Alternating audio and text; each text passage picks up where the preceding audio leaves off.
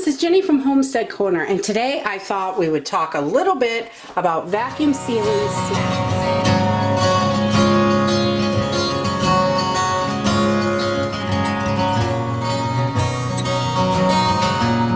These are not long-term food storage, but all of these items, you can extend their life in your pantry by sealing them up and keeping them airtight. So I like to buy in bulk. So I've got these big giant bags of, we can't eat these fast enough, and some of them, we would eat them fast enough if I put them out, but I don't want everybody just hogging this stuff down and eating that much sugar at once. So what I like to do is buy in bulk because it saves a lot of money, and then I will vacuum seal it in smaller portions at home so I can bring out just a container at a time. So if I've got 2 cups of chocolate chips in here, at least I don't want this 4-pound bag sitting around in the kitchen because everybody will be grabbing into it and trying to eat them all, and we won't ever get any cookies. So I just vacuum seal portions of this into 2-cup jars, just pint size. This is 2 cups, and that's perfect for chocolate chip cookies. And most of our recipes call for 1 or 2 cups, so it's easy to measure it out this way. So that's how I do that, and especially on these giant bags of candies, the kids will just eat them down, and that's way too much sugar at each interval. So if I put them in smaller jars, then we bring this out, and that's how much they have to share for now. Later we can get more, and it makes them last way longer. This really helps save them and keep them fresh for a long time. So as far as which snacks go in bags and which snacks go in jars, anything that can get crushed, because when you vacuum seal these, it sucks all the air out and is going to crush your items. So like nuts, things like that are really hard, and I don't care if they get smished in there, I use vacuum bags. I like these rolls. It comes on a roll, and you can just cut it to the size you want, seal one end, fill it up, and then you can vacuum seal it. I think it's a big money saver, and it saves on plastic. I reuse these bags afterwards. It's not hard to do. So I'm just gonna fill one of these up with some salt and pepper pistachios because these are delicious.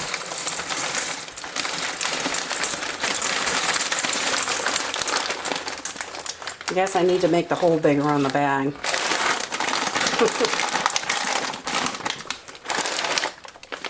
So they'll come out.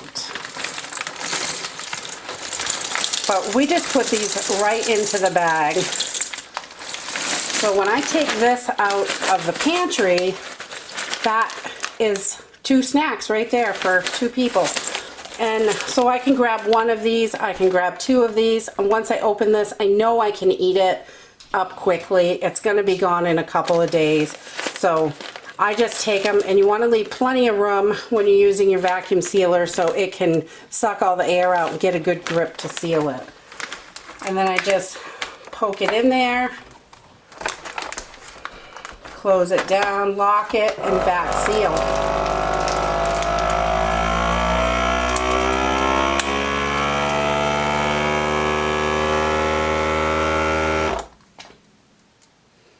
And I don't know if you could hear while this was vacuum sealing, but I could hear a couple of nuts actually cracking because this makes it so compact in there when it's sucking the air out. So once the light goes off, this is done. This is ready to go into storage. You've got your nuts, and these are not going to last long term. Nuts can only last a year or 2 in the storage, but keeping this in a cool, dark place, vacuum sealed with no air, is going to extend the life a little bit. And we eat these up usually, but this keeps them nice and fresh, and I don't have to worry 6, 9 months, a year down the road. I know these are still going to be good. So these go right in to food storage just like this. Simple and easy. So we're not going to vacuum seal all of these because I've got about half the bag that I have vacuum sealed up to save for later, and these we'll leave out for everyone to munch on and eat. We eat quite a lot of nuts for snacks, so this will go within the week, and there's no sense to waste my vacuum bags on this or my time. So this just gets popped in the cabinet. We'll eat the rest of it up. And then I did want to show you on these pea crisps. This is one of my favorite snacks. I don't like to store these in bags, although they are hard and crunchy. When you vacuum seal it, it crushes them because it just sucks so much air out. It literally crushes them. But I thought I would show you why I don't do it this way. And I don't put chips in these bags either because you just have crumbles of chips when you get done.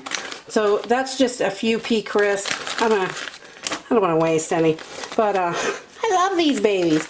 But I just have a few pea crisps in here, and I'm going to vacuum seal these with my Foodsaver. Okay, so you can see these are all sealed up in here, and I don't know if you can see that they're all pretty cracked. When you open this up, you got crumbly, cracked up, squished stuff. Once it's open, you can see they're beat to death, and it's all crummy. And I just don't like that. I like to keep them whole. I'm a little fussy.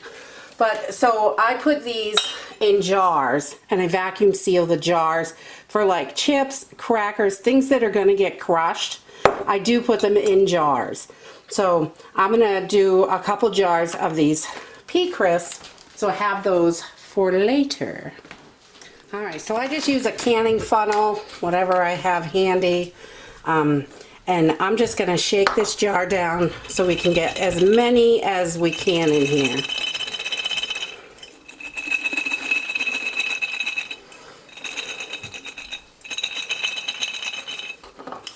So once you shake it, you can get a little bit more in there. The canning funnel really makes it easy when you're trying to go speedy to fill up your jars, so they will help. I'm just gonna, you could see a little teeny bit of salt around this rim. So I'm just gonna take a paper towel and make sure we get all that salt off, because that can definitely interrupt your seal. You could use a little vinegar on that, but I don't really find that necessary. So once I've got my jars all full, I make sure I wipe my rims really good. You want to make sure there's no debris on there from filling the jars. And then we just add a clean, sterilized lid, and we've got all the marker off so we can relabel these. And you can use your Foodsaver for this. You just have to lock it down. And I am using just a Foodsaver jar sealer here. These are probably a little harder to find right now because of the pandemic, but these are wonderful. If you have these are the best. So, and you can get them for smallmouth jars or wide mouth jars, whatever you like. And then you just put it right on the jar over the lid so it's sitting down nice and even, and plug it into your machine over here, and you hit vac seal. Oh, you want to lock that down and hit vac seal. And this is going to seal your jar. Make sure it's sitting on there right. And you should be able to hear that noise change as it gets tighter on the seal. And then we don't need it to heat up, so we're just going to pop this, turn that off, and pull this off, and your jar is airtight and nice and sealed, and your snacks are going to last a lot longer once you have them vacuum sealed.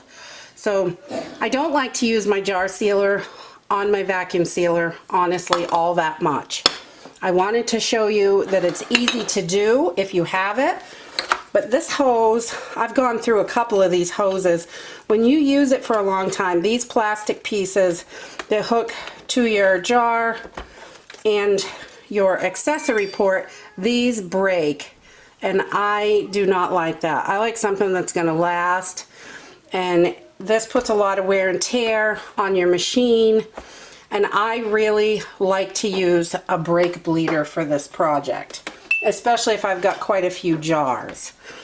So again, this is all sealed. You want to be able to pick it up by the lid, and if you can, then it is nice and sealed. So what I prefer is I'm still going to use my jar sealer, but I'm going to use this brake bleeder. I really like this method. It doesn't use any electricity. If the grid is down, I can still seal jars. So you just take your hose, it comes with a few different ends, and find the one that fits in here good. And I just hold that down, and I'm going to pump this up to about between 15 and 20 pounds, usually around 17. I find I don't have any seals popping around 17 pounds. They stay sealed, and I don't have any issues then. So we just keep squeezing this baby until we get there. So that's about 18 pounds or so. So I'm just gonna pop that out real quick, and we'll pull this off, and the little rubber thing likes to stick sometimes, and then your jar is sealed. I always test all of my jars by lifting it by just the lid and knocking it down too, because that's fun. But I always lift all of my jars by the lid to make sure they're sealed. You want to just be able to grip that just by the metal lid and not the glass jar. So these are quite oily, so they are not going to be long term, but it will extend the life of them. And I've never had them in the pantry more than 6 months, but they will definitely not last in the bag for 6 months open. So this is how we do it to make them last a little bit longer. And before I go any further, I just wanted to remind you, when you are vacuum sealing in jars, you want to make sure they are clean and sterilized before you get started. So I have made sure all my jars are washed, cleaned, sterilized, dried, and back down to room temperature, because some of these snacks, the hot jar could ruin it or melt it or whatever. You put chocolate chips in a hot jar and you're going to have a melty mess. So you want to just let them, after you get them all cleaned and sterilized, just let them come back to room temperature. And before I finish up this video, I just wanted to show you, I've got a couple more jars to seal, but sometimes when you take this off after you've sealed your jar, it's all sealed, sometimes this rubber ring stays on your jar. A lot of people have a problem with this, and it's no big deal. It just literally, you just push it back into place, and that's it. It's ready to go again. And I have had a couple people message me with problems with their brake bleeder. These are very, very basic. There's not a lot that can go wrong with them. So to test it, if you're having a problem, if the gauge is not going up, you want to just double check that you're getting a closed seal. Your hose might not be connected right, your end might be wrong, and this pin sometimes has gotten stuck. I haven't had that issue, but other people have. So if this pin gets stuck, then it's not going to build the pressure. So how I test mine is just put my thumb over the end of the hose, just like that, and I'll give it a couple good squeezes, and you can see it goes right up to 20 pounds. If I press this, it's going to release it. So when you press this little nozzle, it releases the pressure, bleeds it out. So, but you should be able to put your thumb over it and just hold that pressure just for a second, and then you know that it is going to work. And that really is about the only thing that can go wrong with these. If this becomes off, this gauge, you could get a new gauge. This just screws off. You could put a new one on. They're only a couple dollars at the hardware store. But this was a wonderful $20 investment that just, I've had it for quite a while. I've sealed lots of jars with it, And it just, no electricity, and if the grid goes down, I know I can still seal jars, which is wonderful. And I won't be able to seal bags, but I will be able to seal jars. And this is just how we do our snacks and candies and things like that. You can see the air is all sucked out, but this is still moving around. It's not squishing it. And you want to be able to lift everything up by the lid. You know you've got a good seal. And that is it. Vacuum sealing snacks is really easy. It's not going to make these long term, but it will extend their life a little bit, and you can put them in storage. And it also, I have teenagers, so this really helps if I bring one jar up. That's what there is. So we're not eating 3, 4, 6 pounds of gummy bears.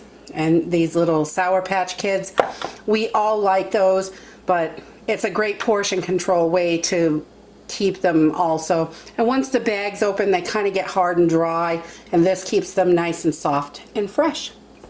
And that's it. If you like this video, give me a thumbs up. Subscribe. We'll see you in the next video. Bye.